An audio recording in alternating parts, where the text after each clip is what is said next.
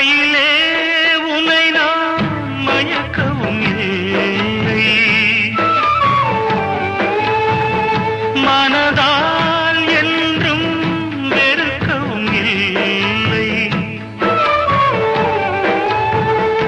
என்னை நீ தேடி இணைந்தது பாவம், எல்லாம் நீயே எழுதிய கோலம். இந்த நிலை